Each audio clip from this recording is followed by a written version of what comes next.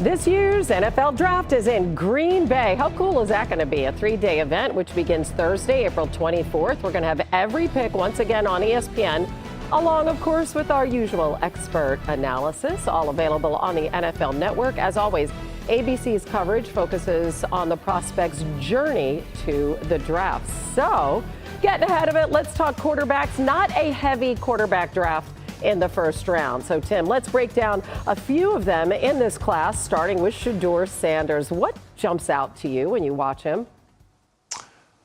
Well, I think there's a lot of good film on Shedeur Sanders. I think one of the things that's going to be really helpful is that the fact that Pat Shurmur has basically been his offense coordinator the last 2 seasons. You know, they made a move at Colorado to make him the offense coordinator. I think that was in part to prepare Shedeur for the National Football League. You know, running concepts that are easy, you know, to understand how they translate to the National Football League, or stuff that you just actually see on Sundays.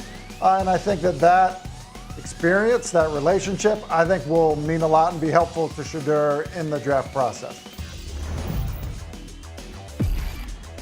For Tyler Shough, I think what's interesting about him is that, you know, he wasn't a big name necessarily during the college football season, but the skills and attributes are going to be off the charts. He looks like an NFL quarterback. The ball comes out of his hand the way you want it to. And so you just look at this era of kind of supremely talented guys at the position with big arms.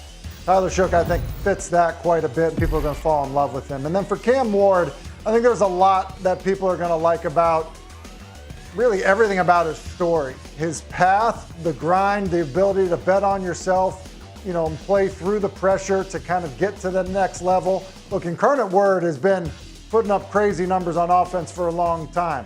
But then to go do it at Washington State, then to go do it at Miami, when Miami hasn't had good quarterback play for years, I think that's impressive. It's not easy to do that, a guy to go play from system to system to system, have success, have the impact that he had on those teams.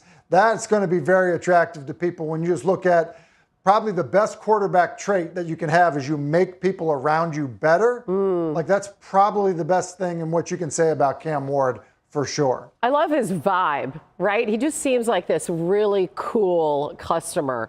He left his mark on college football for sure. Finishes his career with 158 passing touchdowns, most in D1 history. 3rd most passing yards last season at Miami. Tim just talked about it. He set a single season program record for passing yards and touchdowns, earning him the Davey O'Brien Award for the nation's top quarterback. And then listen to this. Before accepting the award, he had this message to teams for the draft. And I quote, "Okay, you're either going to draft me or you're not. If you don't draft me, that's your fault.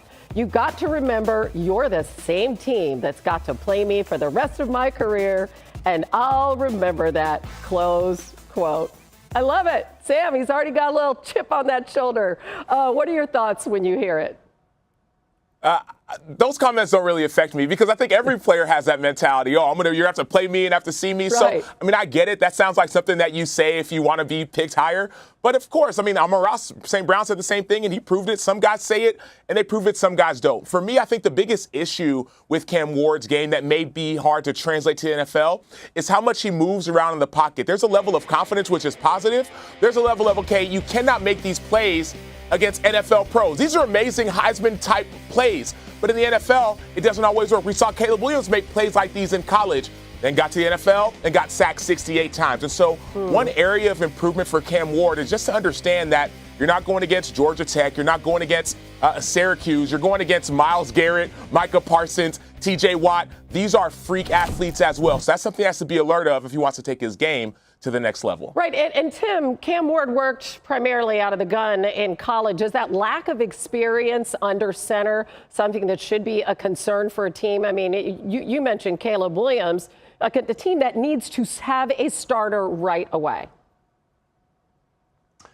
I would say this, in terms of not having played under center, I think that used to be a big factor. How NFL offenses have evolved, I think that's less of a factor. You know, you go back to when Sam Bradford was coming out, like, yeah, it was a big deal because most offenses in the NFL were operating a lot under center.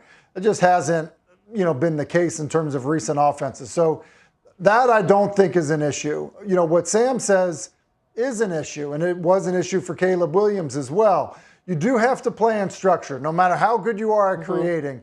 Playing in structure is still how you have sustained success at the position in the NFL. I think that he can do that, but I think that that is an area of growth for sure. Yeah, he threw 36 touchdowns and shotgun, by the way, most in the FBS last season. He'll go high in the draft. We just don't know where. Still to come.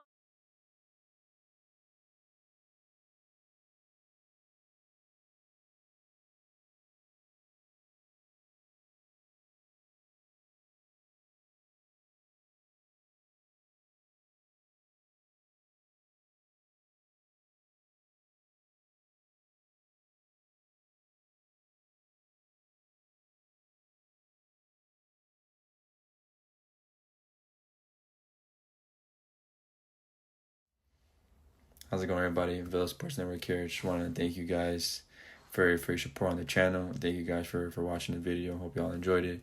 Also want to kind of remind you to don't forget to leave a like on the video, subscribe to the channel, and leave a comment on the video if you like as well. But regardless of the fact, thank you again for your support, and hope to see you on the next video.